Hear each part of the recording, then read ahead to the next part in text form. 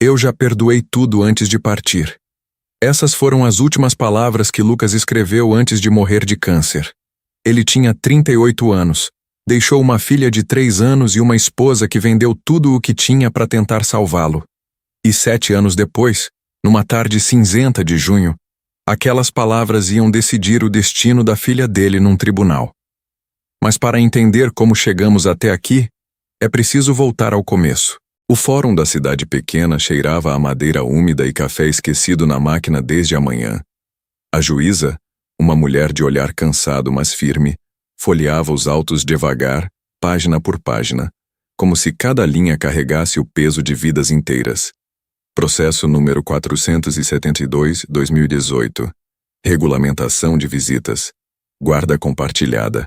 Ninguém ali, nem os advogados, nem a escrivã, nem a própria juíza, imaginava ainda que aquelas folhas amareladas iam selar não só uma decisão judicial, mas o fim de uma dor que durava anos. Do outro lado da cidade, numa casa modesta de tijolo à vista, Clara estava sentada na varanda estreita. Tinha 34 anos, mas o rosto parecia mais velho. As linhas ao redor dos olhos não vinham só do tempo.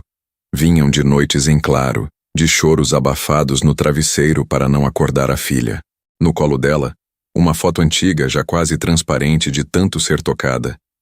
Ela, Lucas e Sofia aos 3 anos, os 3 sorrindo num piquenique improvisado no quintal. Sofia agora tinha 7. E fazia 4 anos que não via o pai. Tudo começou com uma dor no estômago que Lucas dizia ser só gastrite. Depois veio o exame, o silêncio do médico, a palavra câncer, dita em voz baixa, como se fosse um segredo que ninguém queria ouvir em voz alta. Pâncreas.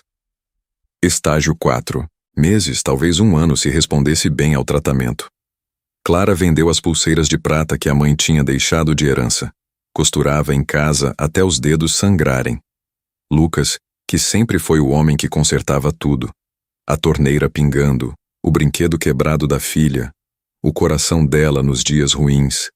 Agora mal conseguia virar na cama sem gemer.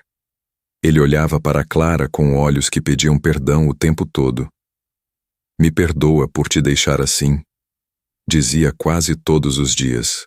Ela respondia sempre a mesma frase, segurando a mão dele com força. Você não está me deixando.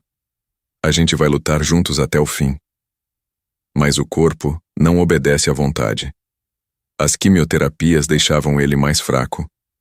A casa ficou silenciosa. Só o som da máquina de oxigênio e o choro baixo de Sofia quando via o pai magro demais. Nos últimos meses, Lucas começou a repetir uma coisa estranha.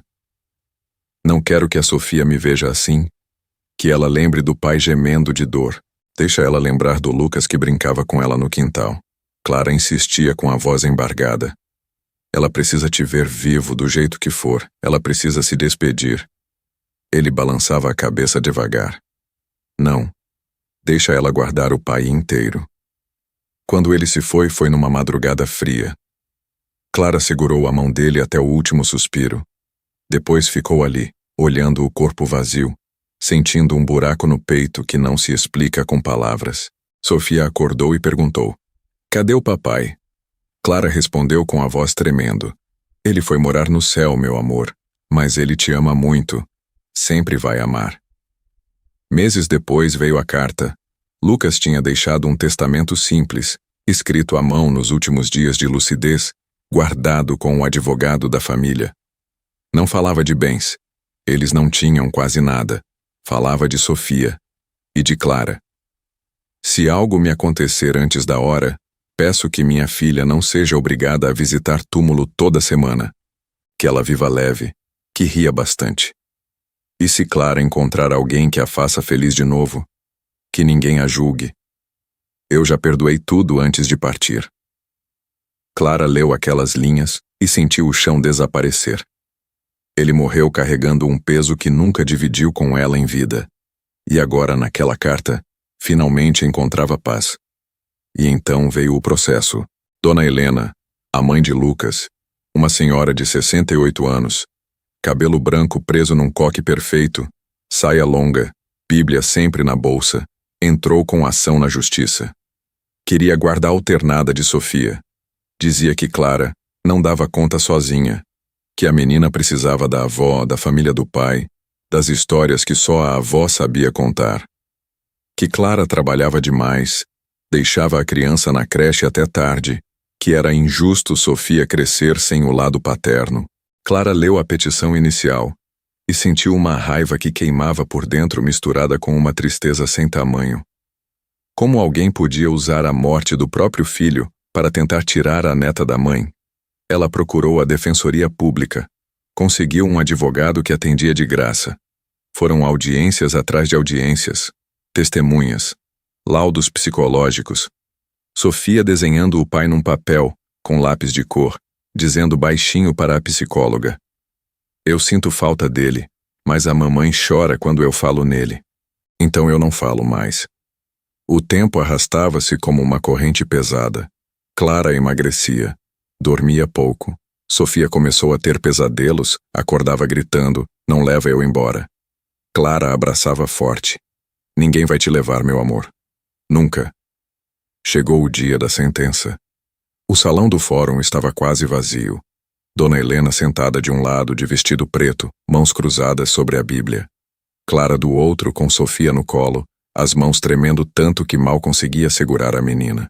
A juíza começou a ler com voz calma, mas firme. Nos autos do processo, depois de analisar as provas, os depoimentos, o laudo interdisciplinar, considerando que o genitor, em vida, deixou expressa a manifestação de última vontade quanto ao melhor interesse da menor, considerando que a avó paterna não demonstrou aptidão para exercer guarda compartilhada sem gerar elevado conflito emocional à criança, considerando, acima de tudo, o princípio do melhor interesse da criança. A juíza fez uma pausa longa. Olhou para Clara, depois para Dona Helena. O silêncio pesava como chumbo. Julgo improcedente o pedido de guarda alternada. Defiro a guarda unilateral à genitora Clara Mendes. As visitas à avó paterna serão regulamentadas em datas específicas, com supervisão inicial se necessário, e determino que a carta deixada pelo falecido Lucas seja juntada aos autos como manifestação inequívoca de vontade paterna. O salão ficou quieto. Dona Helena baixou a cabeça. Lágrimas grossas caíam no colo dela, molhando a capa da Bíblia. Clara sentiu as pernas fraquejarem. Abraçou Sofia tão forte que a menina riu. "Tá me esmagando, mamãe." Mas a juíza ainda não tinha terminado. "Antes de encerrar a sessão, quero ler algo que não consta formalmente na fundamentação, mas que me tocou profundamente enquanto lia os autos. A carta do pai." Ela abriu o documento com cuidado. "Clara, se você estiver lendo isso, saiba que eu te amei mais do que soube dizer. Perdoe minhas inseguranças, meus silêncios, meus medos bobos. Cuide da nossa Sofia. Faça ela rir todo dia. E se um dia você quiser casar de novo, case, seja feliz. Eu já estou em paz." A juíza dobrou o papel devagar. Olhou direto para Clara. "Senhora Clara, seu marido, mesmo no fim da vida, pensou em você, pensou na filha, e escolheu o perdão. Que essas palavras tragam paz ao seu coração." Clara desabou em choro. Não era choro de derrota. Era alívio. Era amor voltando na forma de letras escritas por alguém que já não estava ali para abraçar. Sofia limpou as lágrimas da mãe com as mãozinhas. "Não chora, mamãe. O papai tá vendo a gente." Dona Helena se levantou devagar. Caminhou até Clara. Tocou o ombro dela com hesitação. Eu errei feio. Queria só ficar perto da neta. Mas usei a dor errada.